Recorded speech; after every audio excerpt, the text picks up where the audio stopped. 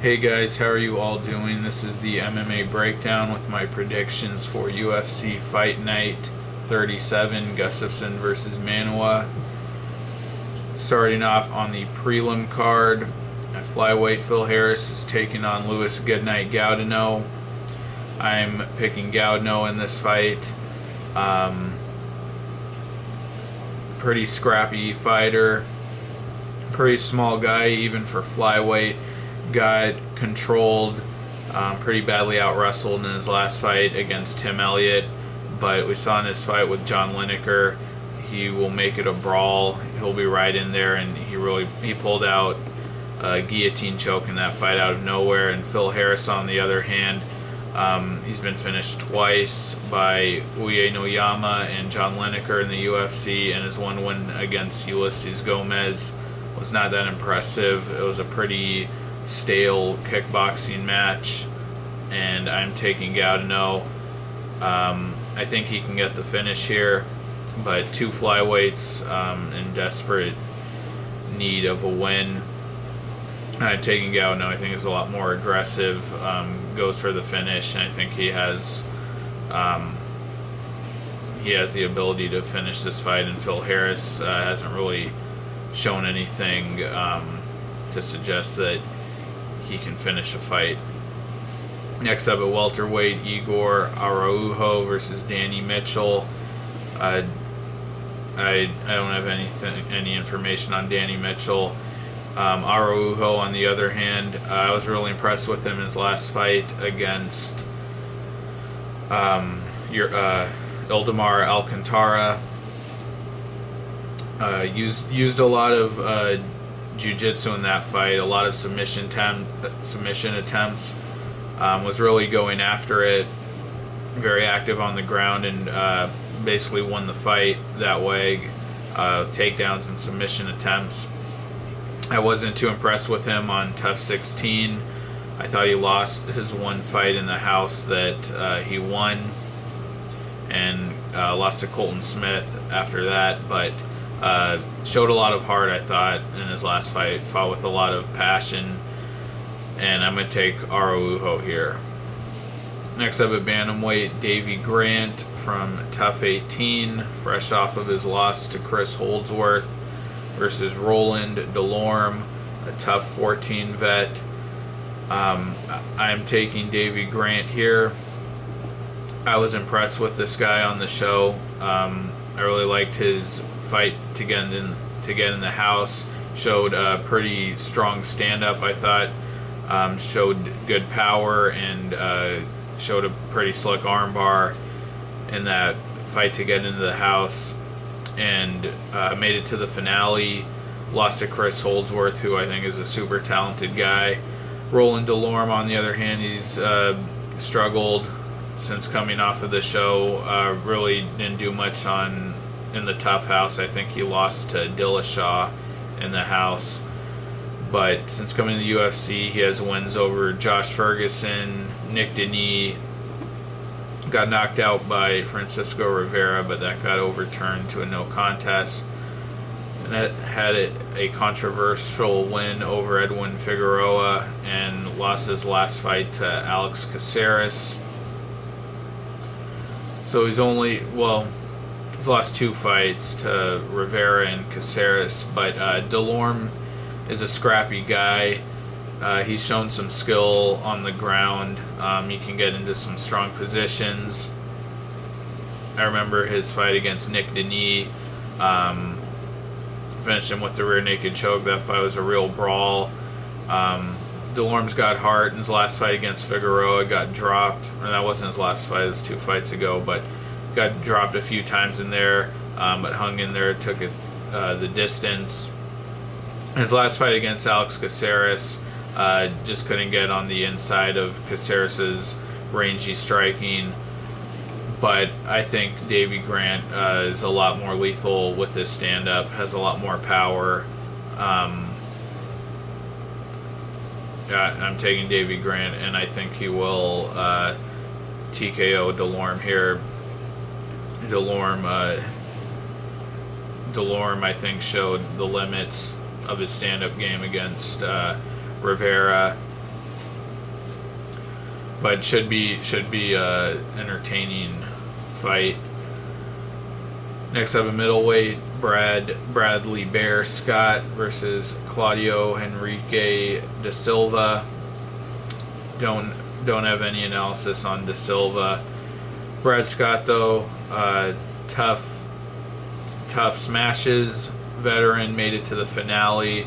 Had a decent fight with Robert Whittaker. Took him the distance. And since then, he's only had one fight. His last fight was against Michael Kuiper, and he actually looked pretty good in that fight. Backed him up with striking and pulled out a front choke out of nowhere. Brad Scott's a scrappy guy, and I'm going to pick him to win this fight. Taking Brad Scott, not sure how, but I'm going to take him to win.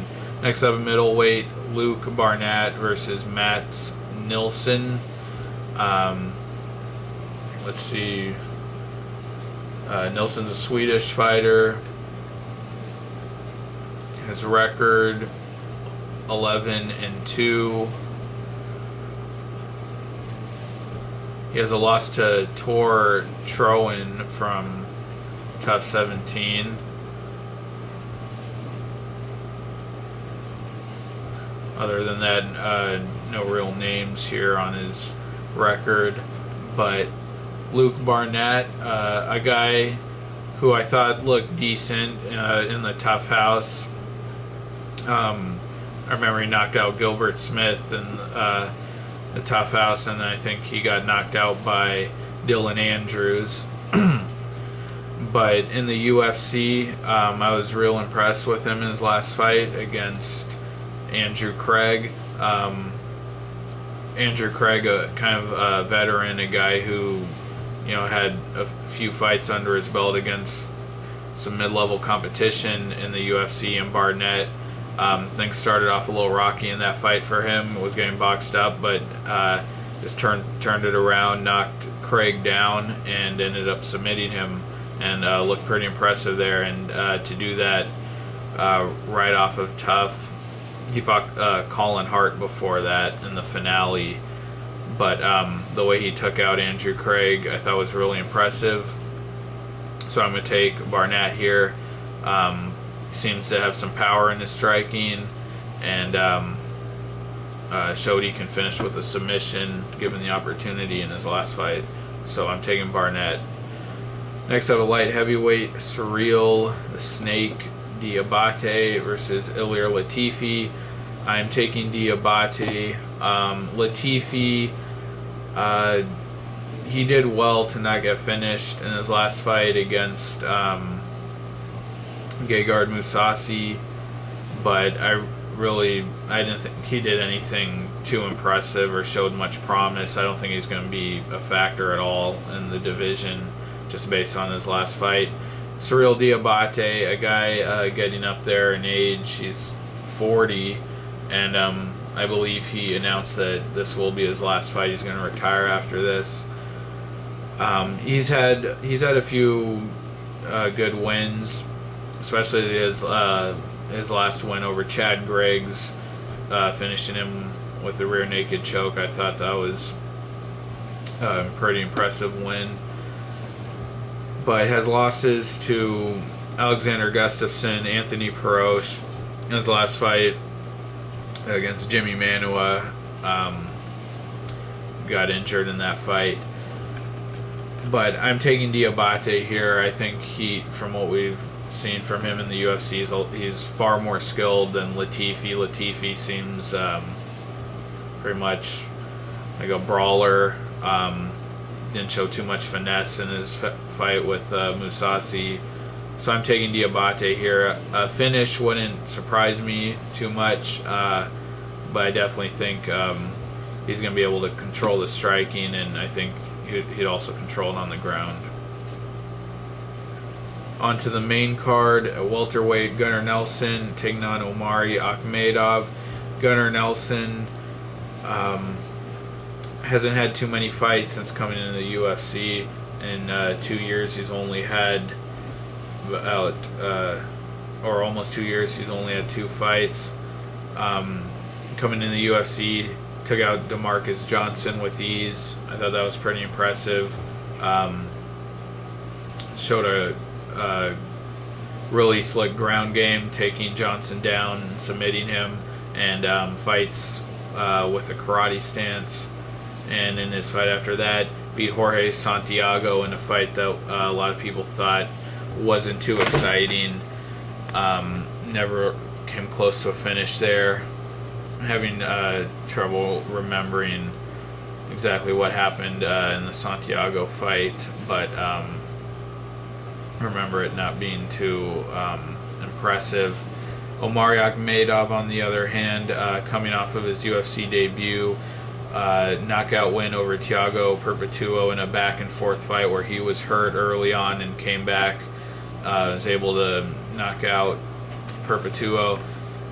So I think this is an interesting style matchup, but Gunnar Nelson seems like a really skilled guy on the feet and on the ground. I expect him to use his wrestling here. And Omari Akhmedov obviously has power, but seems kind of like a wild brawler. And I think Nelson is I think he's going to use his wrestling here, take Akhmedov down. I'm taking Nelson by decision. Next up, at flyweight, Brad One Punch Pickett versus Neil Siri. Neil Siri, a newcomer. I don't know anything about him. Brad Pickett, on the other hand, I think this guy was an elite guy at bantamweight. Could just never quite get over that hump. Never beat that number one contender. In his last fight, got beat by Michael McDonald. Lost to Eddie Wineland, Henan Barrow, and Scott Jorgensen. Those are his only losses in the last few years. So, like I said, beats everyone and usually wins pretty impressively. Just couldn't get past those top guys at 135. But Brad Pickett, if he gets inside, he's got big power and he can knock out almost anyone. I was real impressed with his uppercut knockout of Yves Jabouin. Showed big power. The guy's got submission skills. Submitted Damasio Page, and he's a pretty good wrestler for an English guy. Even even if he wasn't English, he would still be a decent wrestler. But that's the knock on a lot of British fighters. Not so much anymore, but. He out-wrestled Mike Easton in their fight, so the guy's really well-rounded, and he's got big knockout power. Always makes it a brawl.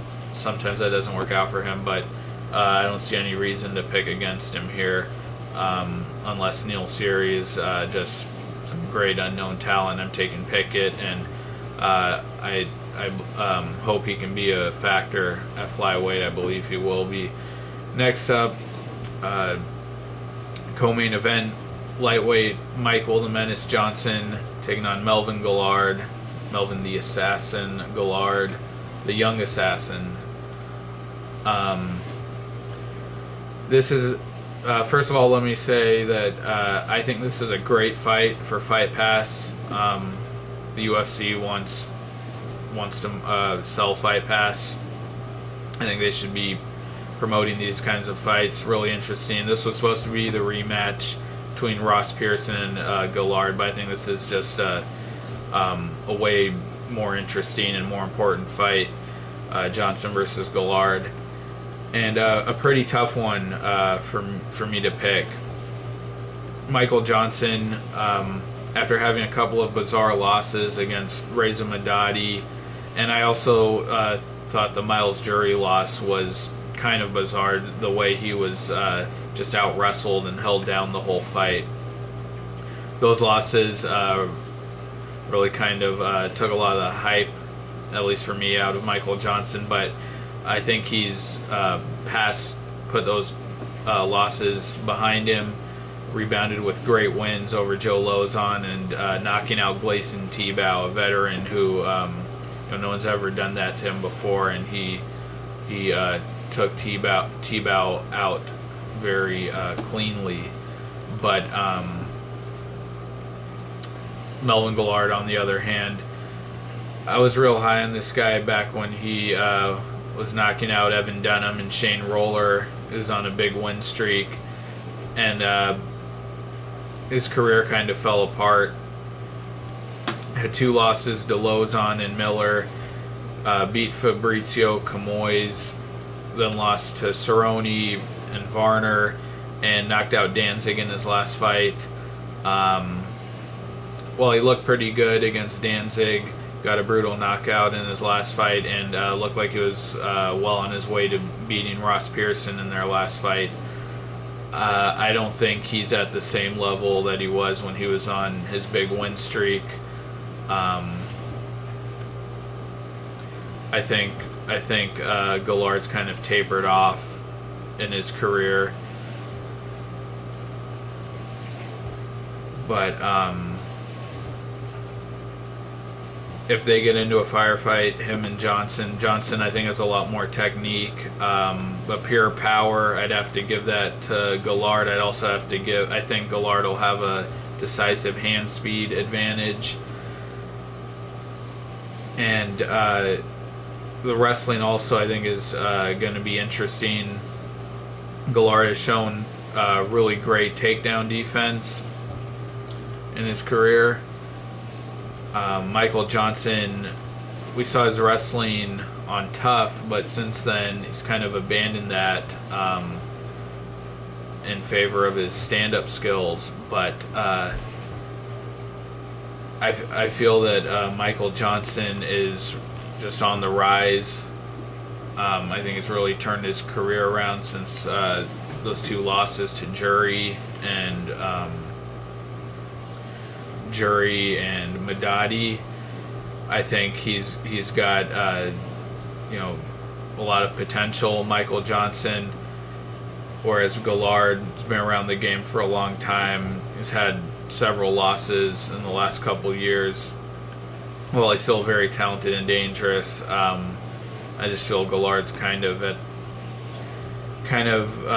reached his ceiling, and I think Michael Johnson is continuing to improve. Still a tough fight. Like I said, I'd give Guillard the power advantage. Michael Johnson, it's going to be interesting to see if he uses his wrestling, but I'm going to go with Johnson. I think over the course of 3 rounds, if it gets into the later rounds, I think Johnson will be able to stay more composed, use his technical striking. So I'm taking Johnson. Now the main event, Alexander Gustafsson versus Jimmy Manuwa. I'm not a fan of this fight. I'd rather see Alexander Gustafsson fighting a higher ranked guy. Jimmy Manuwa, obviously, from the little we've seen of him in the UFC, definitely looks like he's very skilled on the feet. He has a lot of knockouts in his career before the UFC. We haven't really seen that in the UFC. He was beating up Kyle Kingsbury pretty good, but was taken down as that fight went on, and it seemed that he let Kingsbury get back into the fight, and that fight was stopped due to a doctor stoppage, so we didn't really see how that was going to play out, but I think Gustafsson will be able to take him down. Gustafsson has shown good wrestling against guys like Shogun Rua, even took down John Jones in his last fight. But as everyone's saying, Jimmy Manuwa has this black magic thing going on. His last 2 fights, Diabate and Jimmo, they both got injured in the middle of the fight, and the fight ended that way. Manuwa didn't really stop them, but I think Gustafsson is going to have his way with Manuwa on the feet. I mean, the guy was boxing up John Jones, tagging him up pretty good in their last fight. And Manuwa, I'm not sold on him yet as a real force in the division. I mean, I don't know. He didn't finish Diabate or Jim. I mean, I think he was gonna win either of those fights without the injuries, but I don't think he's ready for Gustafsson, and I expect Gustafsson to finish him in the later rounds. I think he'll use his technical striking early on, kind of wear Manuwa out, and going for the kill later. Gustafsson has had a lot of knockouts in his UFC career, not against the best guys, but obviously has very good and very dangerous stand-up. Beat Thiago Silva on the feet, knocked out Matt Yushchenko, knocked out Hamill. His only loss was to Phil Davis, and besides John Jones, and I think he's real hungry to get that title shot again. So I'm taking Gustafsson here. Alright, so those are my predictions for UFC Fight Night 37, Gustafsson versus Manuwa. Thanks a lot for watching, guys. Appreciate it. Please like the video, comment with your thoughts, and subscribe. Take care. I'll try to do a recap for this fight, for this card, right after it takes place. So look out for that. I'll see you guys next time. Bye.